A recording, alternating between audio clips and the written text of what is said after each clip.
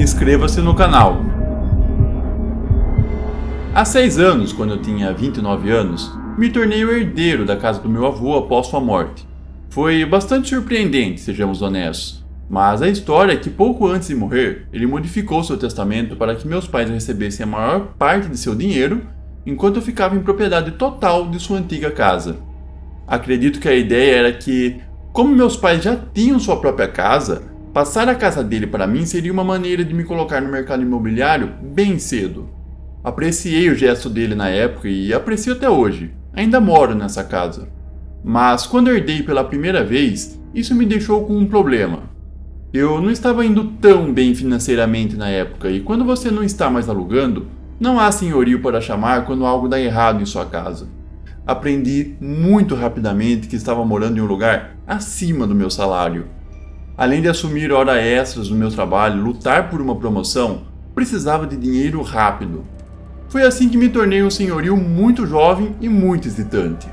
Aconteceu que o porão da antiga casa do meu avô tinha algumas instalações hidráulicas e com um pouco de trabalho poderia ser transformado em um flat de 1 quarto. Seria pequeno, apenas um lugar para dormir na verdade, mas eu poderia facilmente anunciá-lo por cerca de R$500 por mês, o que cobriria boa parte das minhas contas fixas e impostos. Fazer melhorias no local foi um ótimo investimento e coloquei boa parte da quantia de herança do meu avô para transformá-lo em um espaço não apenas habitável, mas também confortável. Minha filosofia era a seguinte: eu teria que deixar de um jeito que até eu mesmo moraria se fosse mais jovem. Eu queria alguns trocados extras e não me tornar um senhorio único e desprezível. Achava que uma propriedade melhor atrairia inquilinos melhores. Gostaria de pensar que estava certo sobre isso, porque meu primeiro inquilino foi um adorável estudante de mestrado, mas na época ele também estava passando por um momento de dificuldade financeira. Então meu adorável estudante de mestrado teve que se mudar.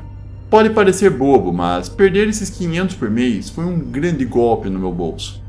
Eu estava em casa o tempo todo, então minhas contas aumentaram, e sendo uma área remota eu simplesmente não conseguia encontrar ninguém para se mudar. As coisas começaram a melhorar perto do Natal, e eu estava desesperado por inquilino. Após postar novos anúncios em vários sites de aluguel, recebi um chamado de um cara chamado Stefan. Stefan não era o nome verdadeiro dele, mas era um jovem romeno, então escolhi um nome romeno aleatório para manter o anonimato. Por razões que ficarão óbvias à medida que a história se desenrola, Stefan parecia tímido e bastante artístico. Mas, tirando isso, era tudo que eu sabia sobre ele.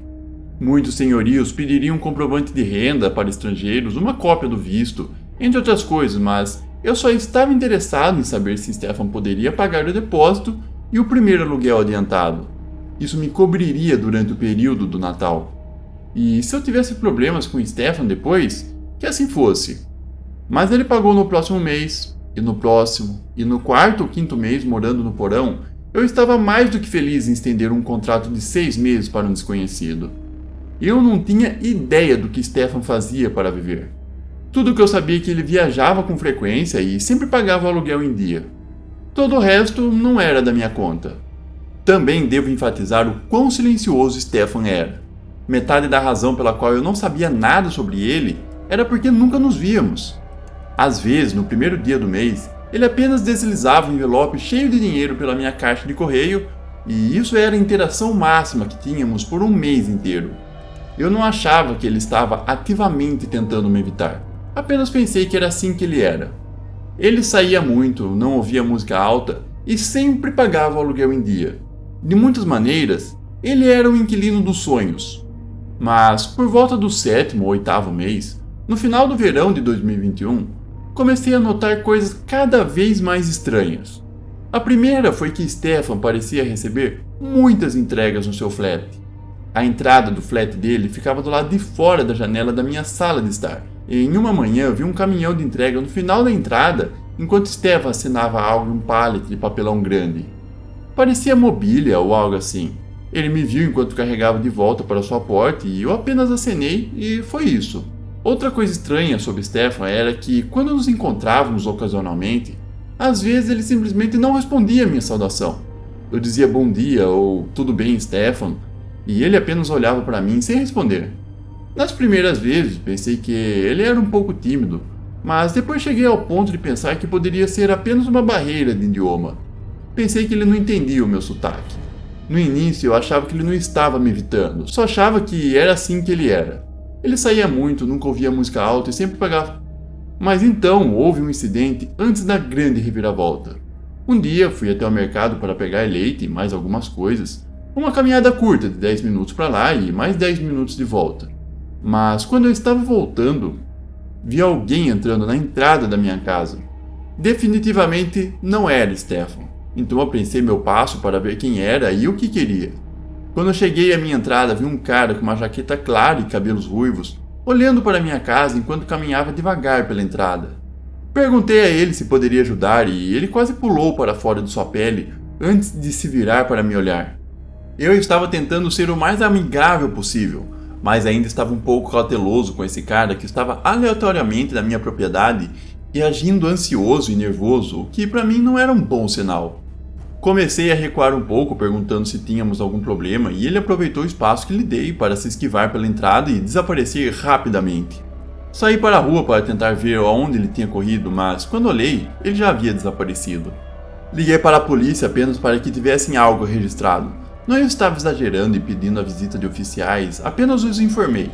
Caso acontecesse novamente, momento em que saberiam que era uma situação contínua e, portanto, uma situação mais urgente. De qualquer forma, registrei isso e, pouco tempo depois, Stefan voltou para casa. Ao vê-lo pela janela, decidi contar a ele sobre o cara estranho na entrada, apenas para que ele ficasse avisado caso acontecesse de novo. Eu o peguei na entrada, contei a ele sobre o cara e imediatamente ele começou a agir um pouco nervoso. Do jeito que vejo, se Stefan não o conhecesse, teria agido desinteressado, como costumava fazer comigo. Mas ele não fez isso. Ele realmente parou e conversou comigo. Tanto quanto Stefan era capaz. Comecei a contar o que o cara parecia, e havia um olhar definitivo de reconhecimento em seus olhos, apesar das tentativas de escondê-lo. Então perguntei se ele conhecia o cara ou se havia algo que precisasse saber sobre ele. Stefan balançou a cabeça e continuou em direção ao porão. Fiquei um pouco chateado, para ser honesto. Eu podia dizer que ele estava mentindo quando balançou a cabeça, mas, novamente, o que eu faria? Interrogá-lo? Se ele não quisesse me contar, não me contaria. O melhor que eu poderia fazer era deixar claro que ligaria para a polícia novamente se houvesse alguma visita indesejada, e isso seria muito menos provável se eu soubesse quem ele era. Senti que estava dando a Stefan uma saída suave, por assim dizer. Apenas me diga quem é e por que ele está rondando e tentarei não denunciá-lo.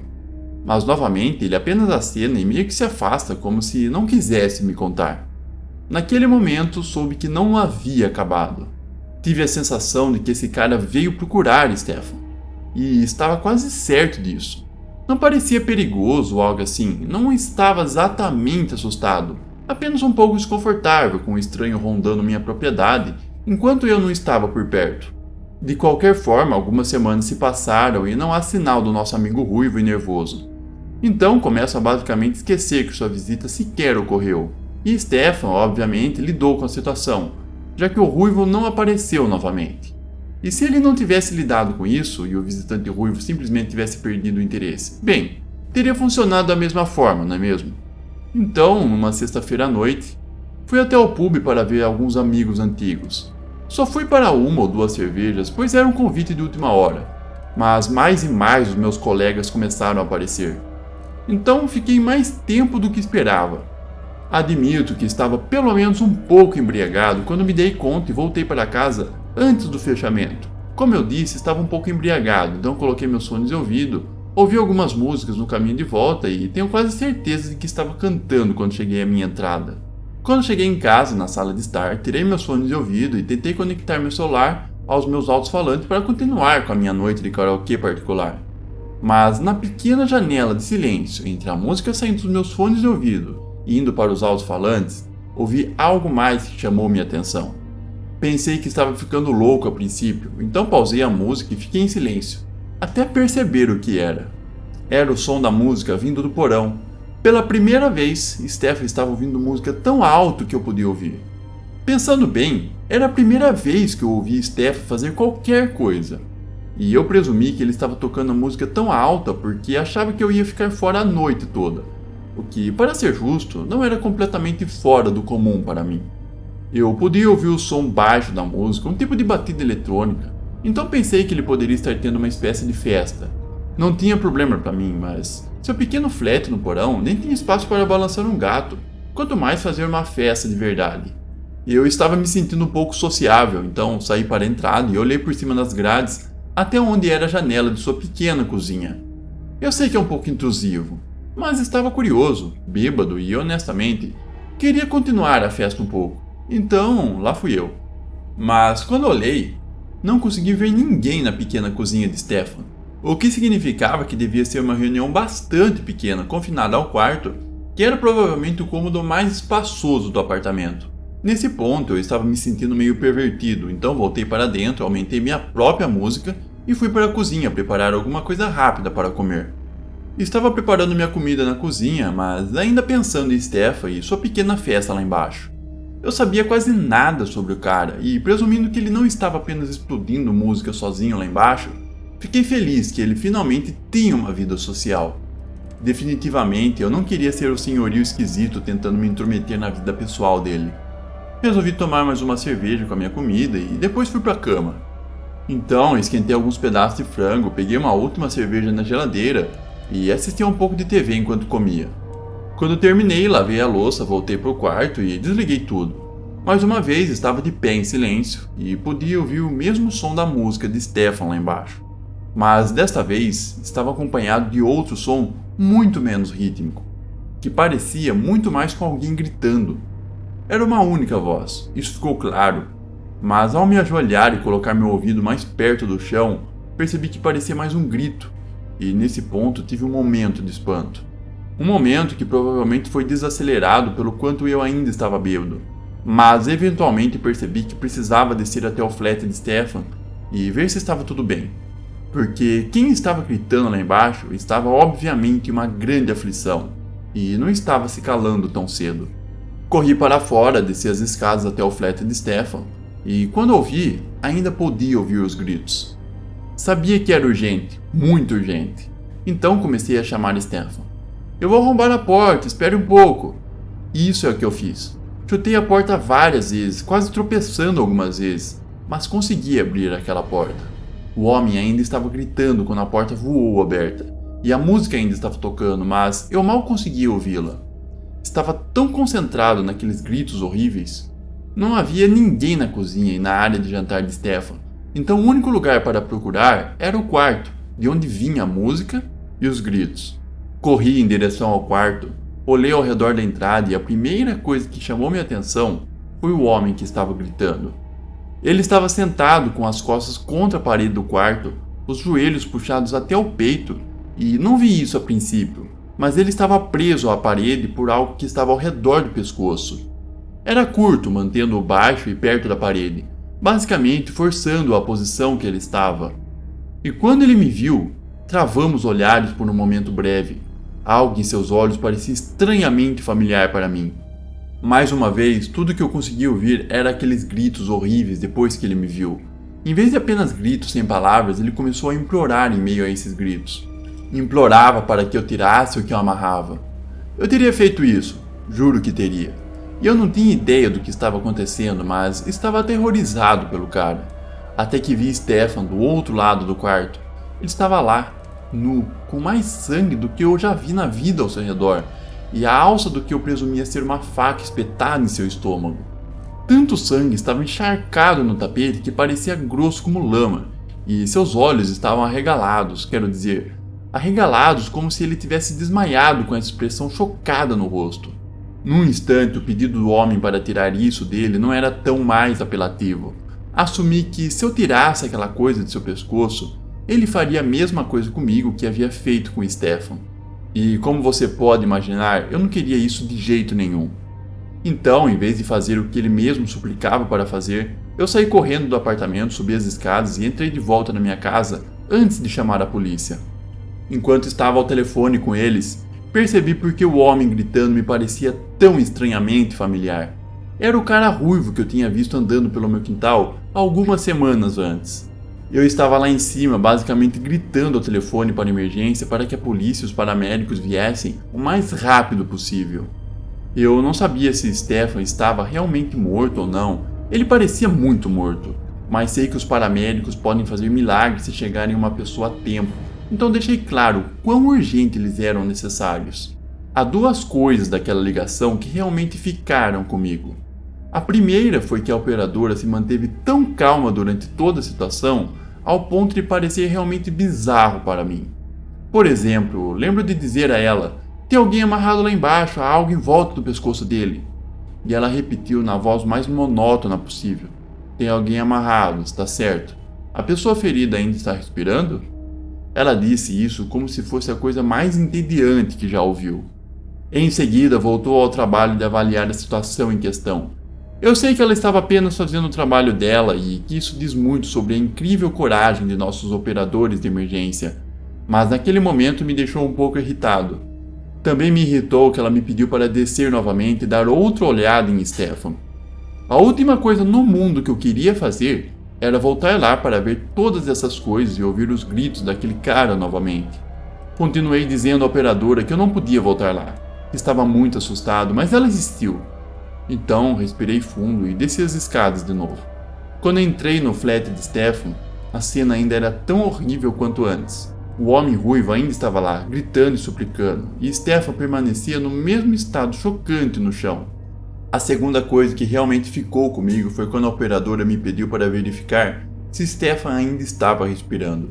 Foi uma tarefa muito difícil, considerando o quão ensanguentado e aparentemente morto ele parecia. Tive que me forçar a ajoelhar e sentir sua respiração. Para minha surpresa, ele ainda estava respirando, mas mal. Informei a operadora que me pediu para aguardar a chegada do serviço de emergência. Pouco tempo depois, ouvi as sirenes das ambulâncias e viaturas da polícia se aproximando. Finalmente, uma mistura de paramédicos e policiais invadiu o apartamento, cuidando da cena e levando o homem ruivo para fora. Eles rapidamente começaram a tratar de Stefan, que foi carregado para uma maca e levado para a ambulância. Os paramédicos me disseram que ele estava vivo, mas em estado crítico, e não sabiam se ele sobreviveria. Não conseguia acreditar no que estava acontecendo. A polícia me pediu uma declaração e eu contei tudo o que sabia, incluindo a visita do homem ruivo algumas semanas antes. Eles fizeram perguntas detalhadas sobre o que aconteceu, mas eu só podia oferecer informações limitadas. Depois de me entrevistarem, a polícia começou a investigar o apartamento de Stefan. Encontraram uma bagunça terrível com sangue por todo lado e uma faca quebrada na cozinha. Não havia sinal do que aconteceu com o homem ruivo ou por que ele atacou Stefan daquela maneira brutal. E assim começou uma investigação complicada. O homem ruivo, cujo nome era aparentemente Daniel, estava em estado crítico no hospital, e a polícia estava tentando entender a relação entre ele e Stefan. Havia registros de Daniel sofrendo de problemas de saúde mental, o que complicou ainda mais a situação. Durante as semanas seguintes, fui chamado várias vezes pela polícia para fornecer mais informações e esclarecer os detalhes. Enquanto isso, Stefan permaneceu no hospital lutando pela vida. Ainda me assombravam os gritos daquela noite, a visão do estado terrível de Stefan e a sensação de que a resposta estava escondida em algum lugar entre as sombras do que aconteceu naquele apartamento. Não demorou muito para que a história ganhasse destaque na mídia local. Manchetes chocantes e especulações sobre o ataque violento ocuparam os noticiários. A comunidade ficou abalada e eu me vi no centro de uma narrativa confusa e cheia de incertezas. À medida que a investigação avançava, revelações surpreendentes começaram a surgir. Parecia que Stefan estava envolvido em algo muito mais complexo do que eu imaginava. A polícia descobriu que ele estava associado a atividades ilegais e a uma rede obscura de relacionamentos que ultrapassava os limites da cidade. Ainda estava tentando entender como meu tranquilo inquilino se envolveu em um mundo tão sombrio. O homem ruivo, Daniel, também estava conectado a essas atividades de alguma forma. O que começou como um incidente aparentemente aleatório revelou-se uma teia intrincada de segredos, traições e perigos inimagináveis. Enquanto Stefan lutava pela vida no hospital, a verdade por trás daquele fatídico evento continuava a escapar das autoridades e de todos os envolvidos. A cidade estava mergulhada em especulações, e minha vida nunca mais seria a mesma após aquele encontro surreal naquela noite fatídica. O mistério que começou com um estranho ruivo rondando minha propriedade, agora se desdobrava em uma trama muito mais complexa e ameaçadora. O apartamento no andar de baixo passou de ser uma fonte de renda a um cenário de crime por cerca de 10 dias depois disso. A polícia montou um verdadeiro circo lá embaixo, com forenses, investigadores criminais, assistentes sociais. Eles entravam e saíam a qualquer hora. Isso aconteceu depois de entrevistas extensivas comigo, e presumo entrevistas com o tal Ruivo também. Eles também removeram todas as estranhas engenhocas do quarto de Stefan, algo que eu deveria ter mencionado antes. Haviam todas essas coisas como equipamentos de exercício, mas pareciam mais com algo que você usaria para torturar alguém. Presumo que fosse o que estava acontecendo, algum tipo de festa ou jogo que deu errado. Também presumo que fosse o que Stefan estava recebendo das entregas durante todo o verão. Certamente explicaria porque ele não queria que eu visse o que estava dentro de suas encomendas. Obviamente, mencionei tudo isso à polícia durante as entrevistas e mantive contato com os 2 detetives responsáveis pelo caso. Foi assim que descobri que o Ruivo provavelmente seria acusado de homicídio culposo, e isso se o Ministério Público decidisse apresentar acusações. Segundo o próprio homem Ruivo, eles estavam jogando uma espécie de jogo quando Stefan sacou uma faca do nada. Ele estava restrito e aterrorizado, mas com as pernas livres, então chutou Stefan, que caiu sob sua própria faca.